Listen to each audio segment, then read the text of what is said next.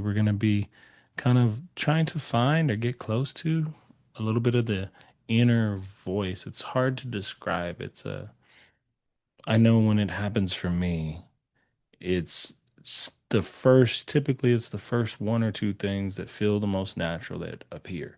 Now, my mind may not always agree with those things, but that is part of the practice is learning a bit of discernment. And so I wanted to create the conditions for that. So we started by simply arriving and grounding into our practice, feeling our body and our ground where it was, moved from that anchor space into the body with a very light body scan. Really wasn't looking for anything other than are there sensations occurring in the spaces and places that we really looked. And from the body we moved right into the breath, feeling the breath move through the body, and really those are very close in nature to one another and overlap so much that it can be very easy to sense the body simply through the breath.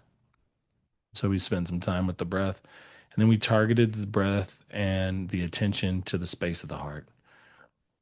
And it really wanted us to connect there and see what kind of arose in the space of the heart. And that was kind of our first opportunity to notice that inquiry piece when we asked our initial question of kind of what matters most right now.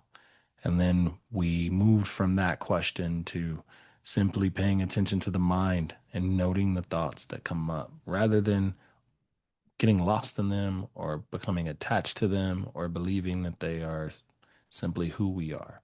Thoughts are a changing element, no different than the breath or the things you feel in your body. Just sometimes we can be a little close to them so they feel like they're gripping us in a different way than the sensations and the breath often does. So we noted what came up there.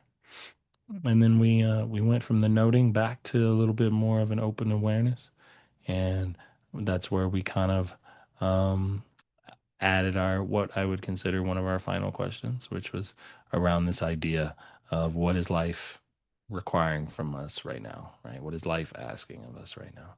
Sometimes we don't always agree with what life wants for us, but if we listen and we pause, we can connect to and understand it and know it. And then the final part of practice was to just put the questions down, the inquiries down, pay attention to it all, notice the pieces where we feel grounded and the spaces and places that are moving and changing. And yet we are witnessing and remaining the same throughout it all.